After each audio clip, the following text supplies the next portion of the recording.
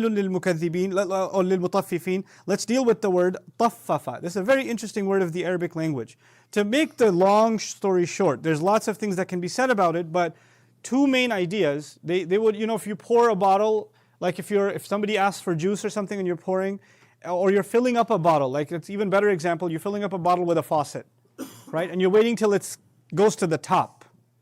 And if it gets to the top and the part that spills over a little bit before you stop the faucet, that's actually called tifaf.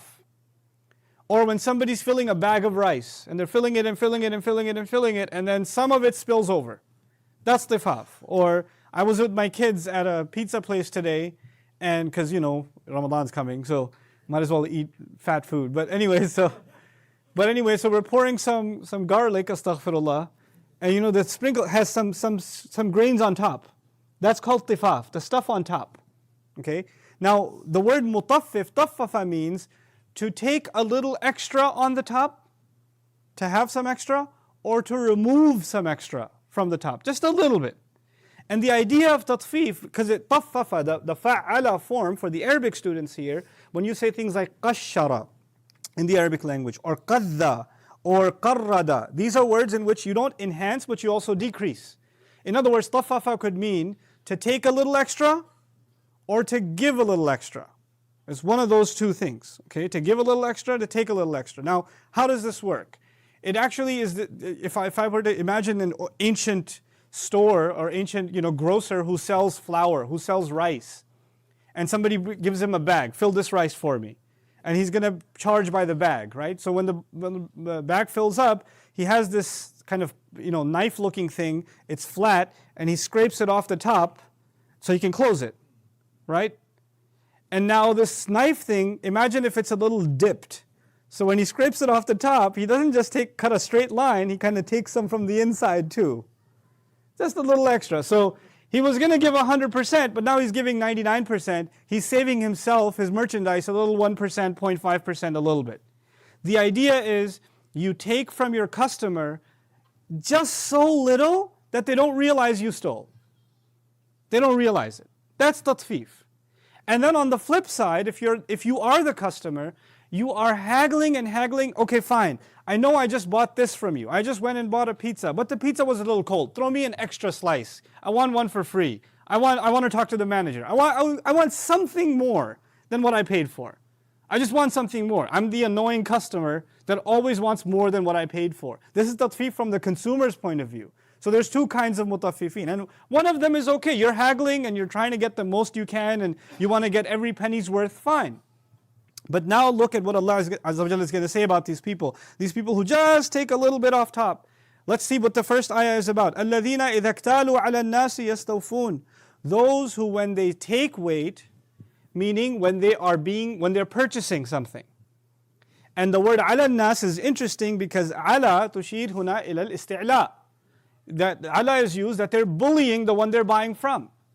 This is talking about people that are buying, but as they are buying, they're taking advantage of the one that they're buying from. So you're not gonna, those of you that come from the Muslim world that have spent much time in Pakistan or Bangladesh or Malaysia or somewhere, maybe you're used to haggling prices.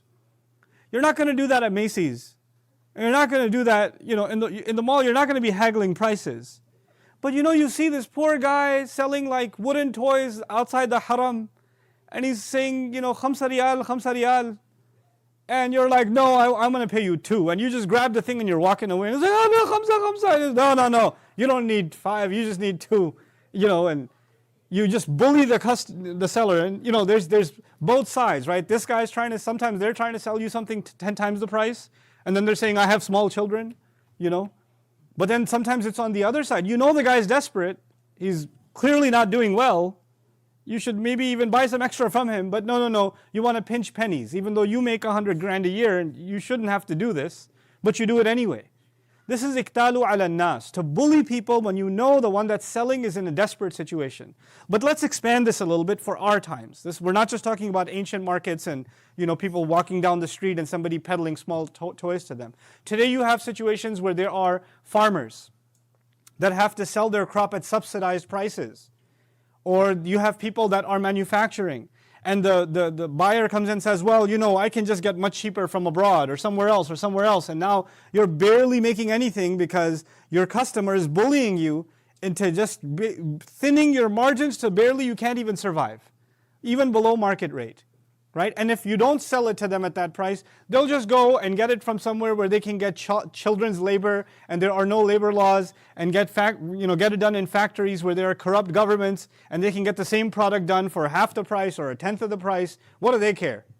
So long as they don't get caught legally, so long as the judge isn't after them or the taxman's not going to come after them, they can get their product from somewhere else. So using this kind of leverage to squeeze people when they're selling something to you, to reduce them bone dry. That's also tatfif as a consumer. And that's why the word ala here is actually used in the form of bullying. The ancient form of bullying also used to be that you have people like corrupt police officers or gangsters and things like that, and they'll just walk in and take whatever. They'll just take the chai and start drinking it and give you like nothing, almost nothing or nothing at all, and say, what are you going to do? Like they deserve it. The idea of, sellers being bullied by somebody is captured in الَّذِينَ إِذَا اكْتَالُوا عَلَى النَّاسِ. Then the word is يَسْتَوْفُونَ. They try and they want to get every last bit that they paid for, every little thing they want to collect. And they're really keen about that. There are some of you maybe not. I'm not a good consumer. I'm really not.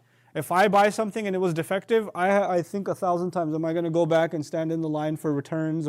But there are some people, mashallah, they've got the stamina to stand 5 hours in that line and haggle the thing and get a brand new one and get the manager to apologize and give them a gift certificate for life or something. Like there are some people like that. They really want to get what they paid for, and they'll fight tooth and nail. They'll stay on the line, 800 number, listening to hypnotic elevator music, but they'll stay on it because they want to get their rights, But if that is the case, which is fine, الَّذِينَ إِذَا اكْتَالُوا عَلَى النَّاسِ يَسْتَوْفُونَ, fine.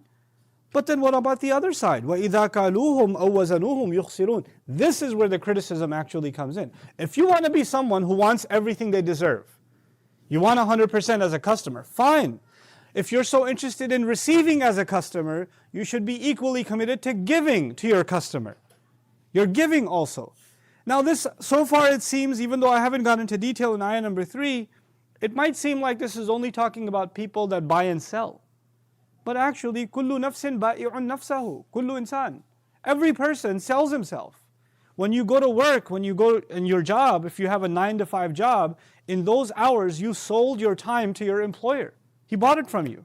He or she, that company, they bought your time. And that time you owe to them because they're paying you for that service.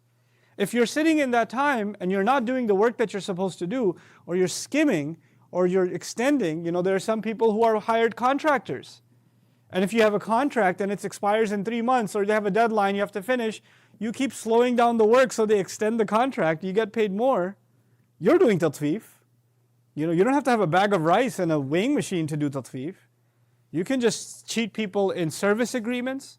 You can shortchange people in providing them the best advice, counseling, medical services, whatever else. This is a kind of tatfif also. Now Allah says, وَإِذَا كَالُوهُمْ أَوْ وَزَنُوهُمْ يُخْسِرُونَ. It's an amazing ayah. He says, and when they weigh for them, 2 words were used, kalu and wazanu. The difference between them is really interesting. The word iktiyal or kail is used for large quantities, and wazan was used also for weighing currency, because sometimes they don't know what the silver coin is worth, because they're not all minted exactly the same size as manual work, so they'd weigh it. And now they know what the silver is actually worth, or the gold coin is actually worth, okay? So, but of course, they're not going to have a huge weighing machine for the gold coin or silver coin. There's not going to be that many of them. But for the rice and the flour and the wheat and all of that, they're going to have larger devices. So for the larger things, it's scale. And for the smaller things, it's wazn. You can also say for the product, it's scale. And for the currency, it's wazn. So, because you take the product and you give the currency. So both of those things are being weighed. Now, on this, Allah Azza wa Jalla says, وَإِذَا كَالُوهُمْ أَوْ وَزَنُوهُمْ. The expected Arabic, the fuller version of this is إِذَا كَالُوا لَهُمْ أَوْ وَزَنُوا لَهُمْ. If they weigh for them, and or evaluate for them. But the word used, كَالُوهُمْ and وَزَنُوهُمْ, the lam is missing. And when the lam is missing, it's an interesting thing. It might even indicate that the buyer's rights have been taken away. Al-lamu lil-istihqaq, when somebody deserves something. So now by removing the lam, Allah is actually saying these are the people who don't give their customers what they deserve. That's one of the beauties of the word, the lam.